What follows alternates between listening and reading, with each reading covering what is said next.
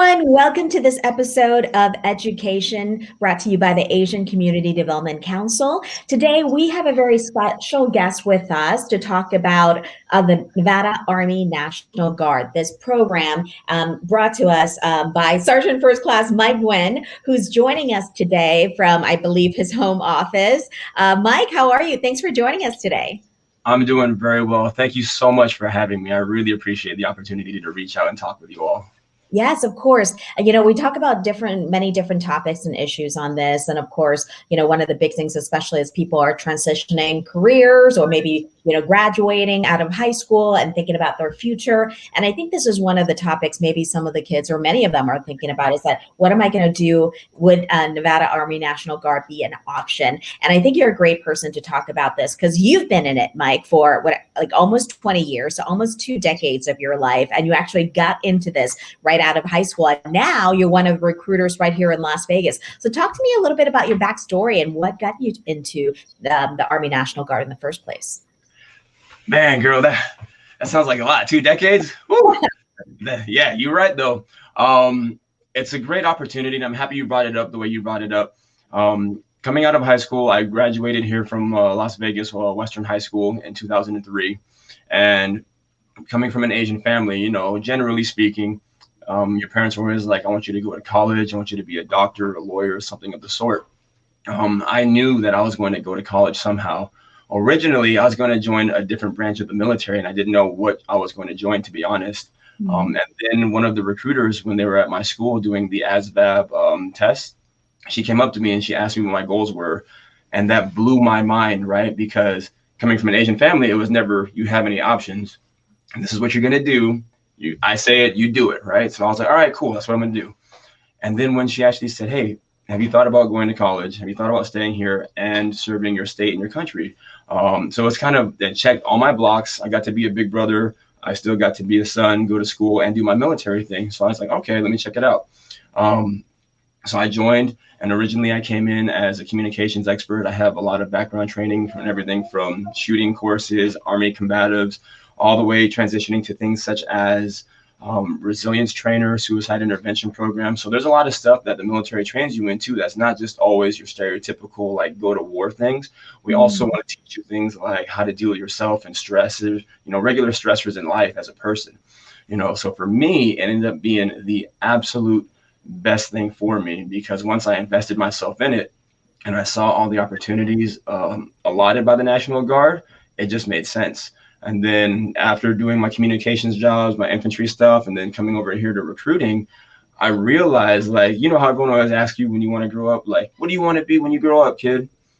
I had no idea until I was in my 30s. And I realized I found my passion talking to people and trying to help them get on the right path in life. And that's why I absolutely am so thankful for you having me here, because it is such a great opportunity for you to join the Guard.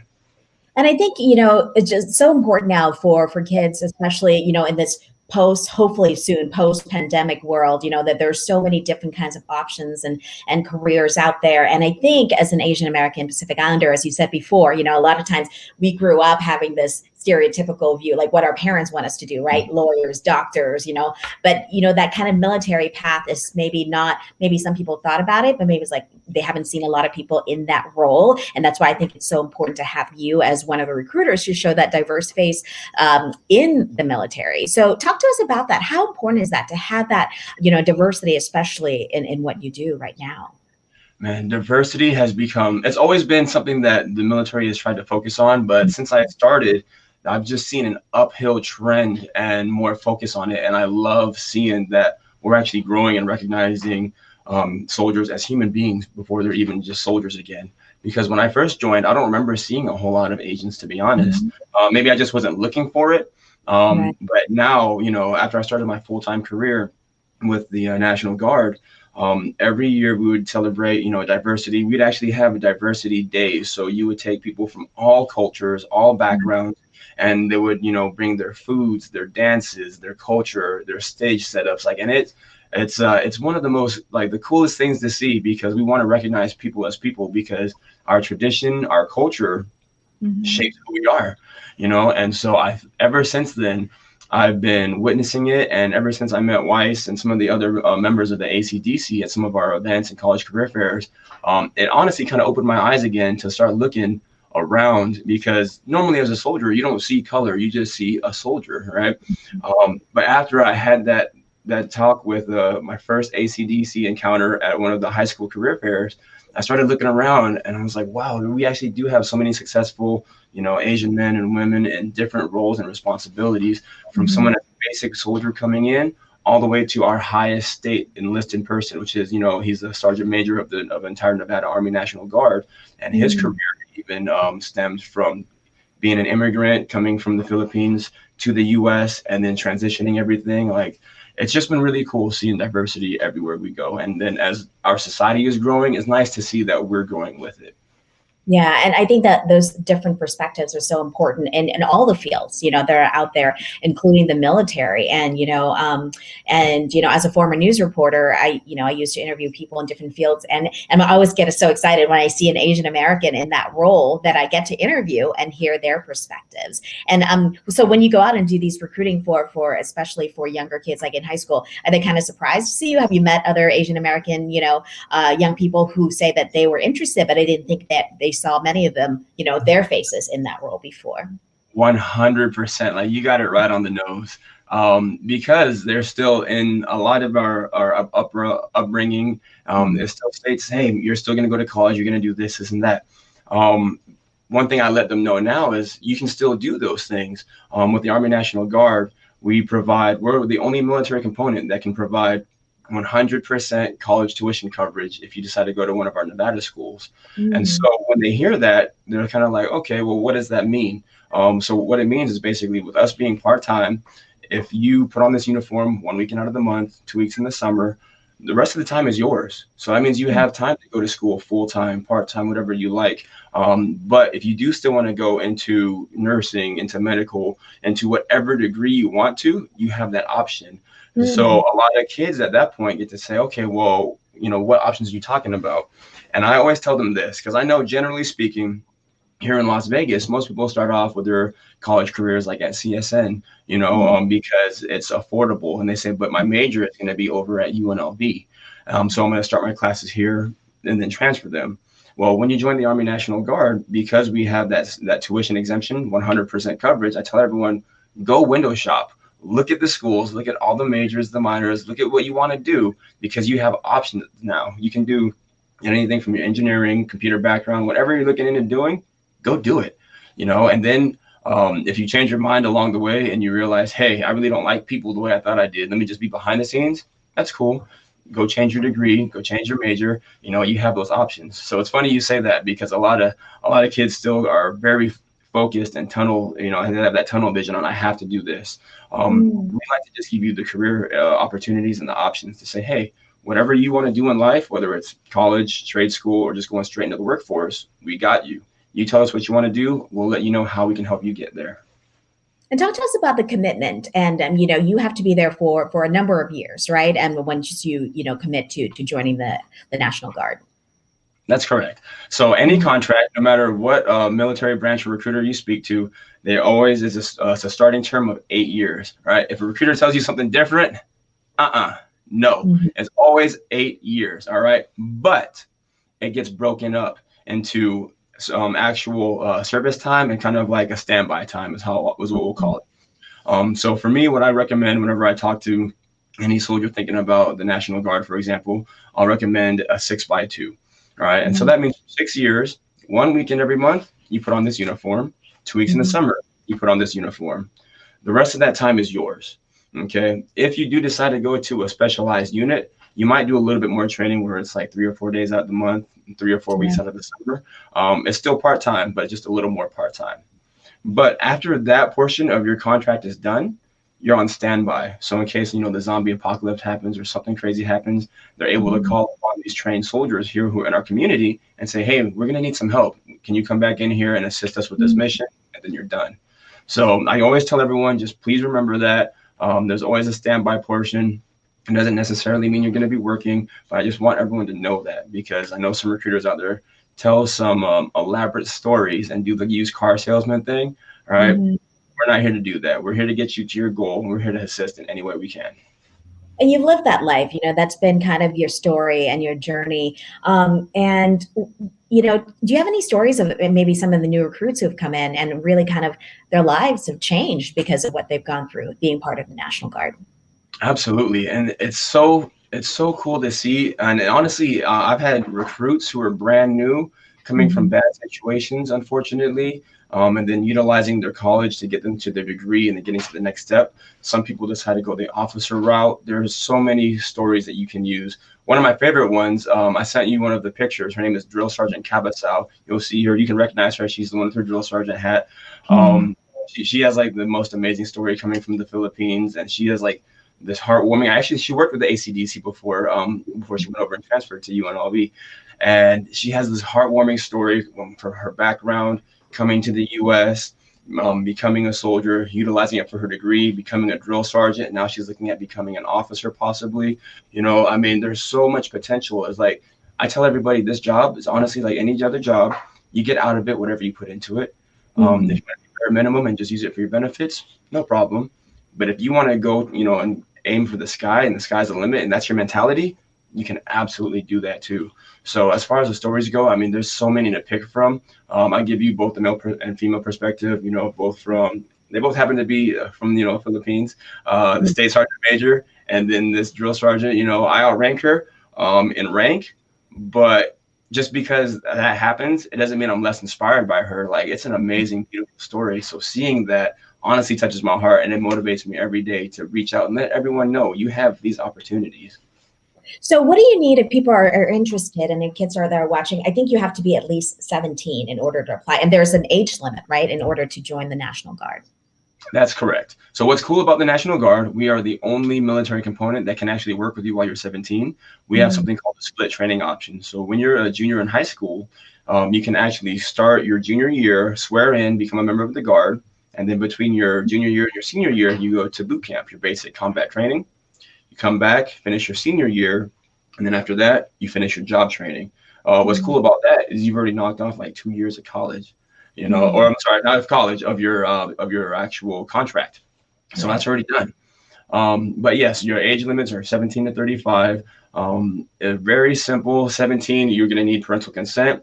35, the exception to that is if you were in the military before, we can still work with you a little bit as long as you meet a certain requirement. I won't talk all the crazy details about that, but everyone has their own story. Everyone has a different physical background, a medical history. My recommendation, always just reach out to a recruiter if you have any questions. We'll let you know the honest answer. If it's something that we can work through a waiver, we'll do it. If it's something that's unfortunately a disqualifier, we're going to let you know. So at least that way, you can continue your path somewhere else in life. And I think one of the best benefits, especially given, the economic situation for people right now, deciding what to do with their lives, I think, spending money in college is such a big deal. And really with the National Guard, your help is 100%, right? For people looking for college benefits. Absolutely. With our benefits, so we have our part-time benefits from, so you have affordable health insurance from our TRICARE. You have retirement options that you can do if you're going to retire out of the Guard, because you can get a dual retirement. Like, why would you not? You can get the education benefits. It's like the hugest one I always talk about, because no other component here in Las Vegas can cover 100% tuition. And that's a big deal, because depending on the school you're looking at, that's saving you like $70,000 or more in a student loan you never have to worry about. And then after that, we have, other benefits like your textbook reimbursement. If you want to go to school full time, we will pay you money in your pocket to go to school full time. Because we cover your tuition already, the schools are not allowed to take that money if you get like another scholarship, right? So use that money towards something else, your parking fees, your lab fees, whatever. But then after that, they cut you a check and you pocket that money. So now you just apply for a scholarship. You get a proof of that scholarship. That money's money in your pocket, because your tuition's already covered. So there are ways to actually make money by going to school. Yeah. And I know, it's been tough with this pandemic for you to go out and, college fairs are canceled now where you can't meet them in person and meet. How has that been affecting you in terms of recruiting here in Las Vegas and across the country, I guess, for the Guard? Overall, yeah, nationwide, it is. I'm gonna be honest with you, it's been really rough. Mm. A lot of recruiters realized, they were taking their high schools for granted, like, oh man, I didn't realize not being in my high schools in person sucks, especially for me. So like when I'm not talking, I look like this. I, I suffer from RBF. If you don't know what that is, you can look it up. But I look angry all the time. And so until you get to talk to me and I'm smiling, you don't get that real connection Right. to see that I actually care about your future and what you want. So it has been really rough. But because of it, I will say the good thing is it's pushing all of our recruiters to actually go beyond their limits. Like I never would have thought that I'd start a YouTube page and start editing videos and things Mhm. like that, So that's very cool because now I'm starting it, I'm editing them. So if anyone has any questions, they can always just look up my YouTube channel and I have like basic videos I'm starting there. So you can always have at least a foundation, but with that being said, what's cool is the ones who you see coming through and enlisting into the military are kind of the ones you're really surprised by. Like, wow, even with all this going on and all these obstacles put in front of you, you're still trying to make sure you're taking care of yourself and you're setting up your goals in life. And that's actually, it's kind of inspiring because a lot of the kids now, they kind of wait for an opportunity to come find them. So when Mm. you see someone come out and say, hey, I'm ready to take this next step, you're like, all right, let's get it. Yeah, and that's interesting you brought up, and I watched some of your videos on YouTube, which are great. You've actually done a good job with that. But I think that's kind of maybe with like different industries that are out there, people are pivoting, right? The way that they're reaching out to their clients or people they're trying to attract by using things like social media and things like. Is that what you have to do more of in order to reach, especially young people these days? Absolutely. So yeah, 100%. Like if you see this whole background right here, I didn't have any of this before Mhm. COVID and before I joined recruiting because I've always Mhm. had a military government computer or something like that, right? So my computer tower I got so I could edit videos, so I can do things like that. My video software I bought, the microphone, the boom feed, I have the Mhm. headset. I do all that for also I do video game streaming as well because a lot of the kids now, and in case you didn't know, video gaming is like it has a huge following, and Mm. so I'm a dude. I like playing and just doing video games in general. But now, if I get to actually talk with people while I'm playing video games, it's pretty nice. You reach out to like the entire world. I've reached out to a couple people in Arizona, Florida, and even though they're not here in Nevada, I'm more than willing to talk to them, give them the options in life. Whether it's military, whether it's not. One kid talked to me about how he was really sad and depressed that during COVID, he didn't have any friends anymore. He was being bullied. And that caught me off guard, right? Because how do you deal with that? Talking to a camera and still reach that connection to hopefully have this person on the other end of the camera sitting at their keyboard or on their phone just listening to you. How do you Right. reach that person and Yeah. actually let them know that you care? Luckily, that was like a happy ending story. He ended up talking with his bully, confronting him, making a positive change for his life. He ended up getting a girlfriend. Like and it all happened from video gaming and streaming. Something I never thought I would ever see. And I think that's what's been really interesting with social media and videos and things like that. There are, two sides of the coin, right? It can be a really positive thing and it can be a negative thing as well. And I see that you're trying to make something positive out of this, which is really great. And talk to me about the importance of the Army National Guard right now, things you're doing in the community, because one of the things that the Guard's doing is going out and giving out these COVID-19 vaccinations, right? That's one of the things you're doing right now. Absolutely. We're the only ones you're going to see out there doing that. Because a lot of people confuse, the Army National Guard and the Army Reserve because they're both part-time. But the Army National Guard, we have two missions. We have a federal mission where you can deploy and go overseas, but Mhm. where we stand out is our local state mission as well. So you're 100% correct. The soldiers you see out there assisting with the vaccinations and stuff, that's us. We help out with the hospitals. We've helped out with just gathering the vaccines, giving out food, doing anything in the community that we can. Mhm. And we've been doing this for a while, but people normally don't see it, because we're kind of in the background making things happen, but we've always been assisting with things like Hurricane Katrina, the Mhm. earthquakes in Puerto Rico, the fires in California. Even though they're not here with us, if another state needs help and they request help, we go out Mhm. there and we assist them too, because community that's our number one goal, right? Because obviously, if I can train you to be a better soldier, that'll make you a better leader. And then hopefully overall, that makes you a better member of society. And that's our ultimate goal. And I think that's kind of, when people ask what would make a great, National Guard, what qualities do you look for? And I think that's probably one of the key things you look for is someone who's really community minded and who wants to give back in a big way. Absolutely. And that's actually a lot of the people who come here. When I Mhm. ask them, like, what is your career goal? What are you Mhm. trying to do with yourself? What do you want to be when you grow up? Right. I Mhm. ask them the same thing. A lot of them who are law enforcement, or I hear law enforcement, I hear firefighters, I hear a lot of servant type jobs that are serving others. And, coming from my background and hearing these things, like it actually does make you feel good. Like there is still hope for the future because unfortunately you just see so much negativity on social media and stuff like that. It's really nice to see that there's still hope, that there's still people trying to make that are thinking more than themselves and thinking of others. So no, it's really cool to see that. Yeah, and you've been on this journey for quite a while. I know you're a dad as well. You have 3 kids, a new dog. So you're staying busy, right? And people think, gosh, I have such a busy life. I'm doing all these things. Is this right for me? But you said that if you want to make this work, you can, right? It depends on how much you want to give back and what you want to do with this. 100%. Yeah. With the National Guard, you always start off part-time, like we discussed, 1 week in a month, weeks of summer. And if you want to use that, use us just to get your education, by all means, go ahead and do it. But once you get your degree and you start your other career, you can now retire from that career. You can get a retirement from us. And then by the time you're done with both of those, you're going to be young enough to possibly start your third retirement, Yeah. and, retirement's a big deal for me now because hitting 18 years in the military, I'm about to be done wearing this uniform. And I was like, oh, shoot, what's my backup plan? So Mhm. what the cool thing is all the military jobs that I've been trained in, I can easily go use my communications expertise and go get a very well-paying job to take care of my family. So that's my backup plan. But like I Yeah. said recently or earlier in the interview, I didn't find my passion until recently. So now I'm still, even though I've been in for 18 years, I still have the opportunity to use all of our benefits. And I'm going to go back to school, finish my other degrees to make sure I'm actually putting my energy towards where I want to be happy and get paid.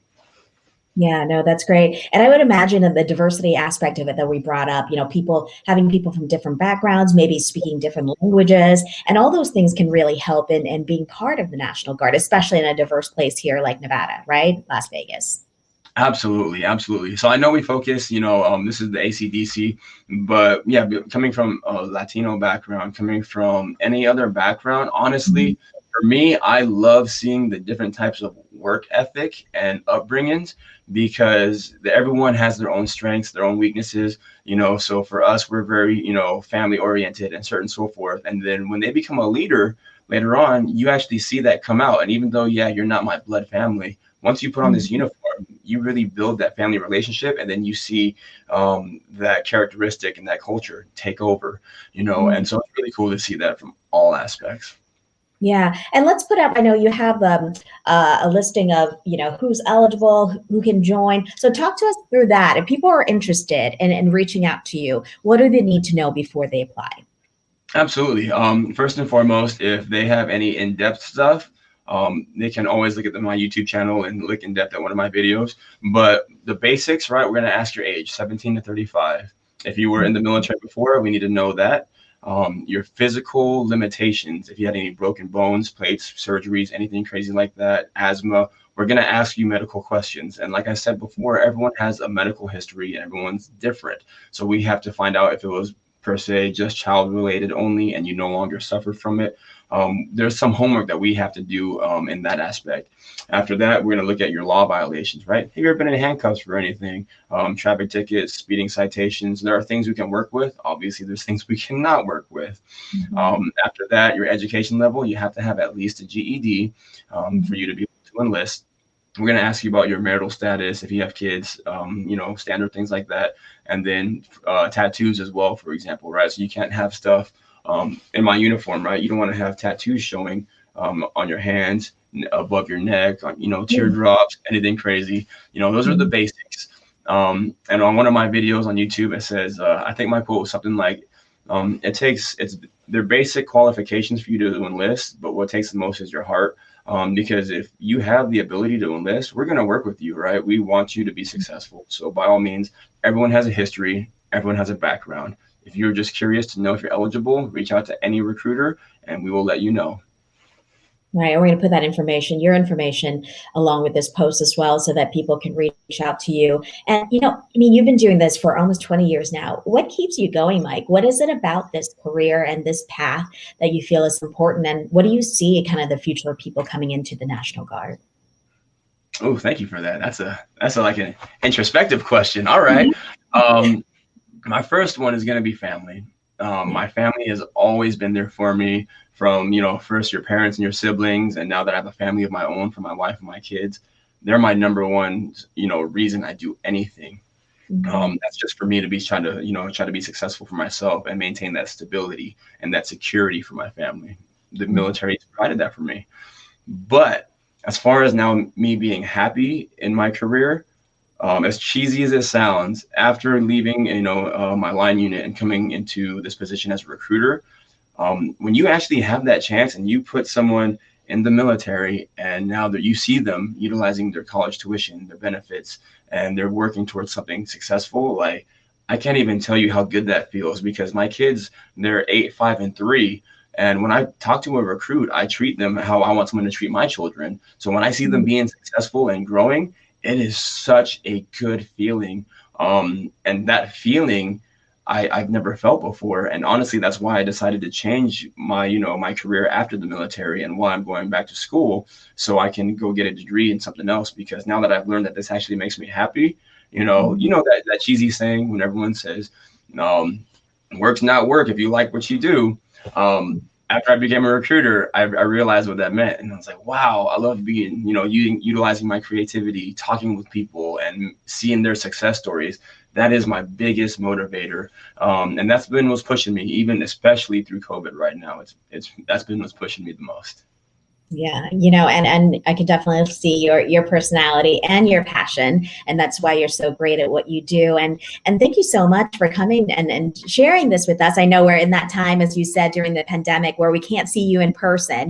During one of the ACDC's job fairs and career fairs out there, where I'm sure you can connect with so many kids. But as you've been using social media to your advantage has been a great way to connect. Right? Any final words for people who want to reach out to you and talk more about this? If anybody is interested, a lot of our recruiters have been going out and getting the vaccinations to make sure that we are putting ourselves in a safer situation. So you, as an applicant, is comfortable, and especially if you have anyone with severe medical cases and you don't want to really expose yourself to coronavirus. We get it, So a lot of our recruiters have been through the vaccination processes, so we can meet you in person if you're more comfortable with that. If you want to do something like this through your cell phone over the computer, you can always reach out to us. We will always be there to respond to you. All you have to do is reach out and let us know. Closed mouths don't get fed. You let us know what you want to do, we'll tell you how to get there.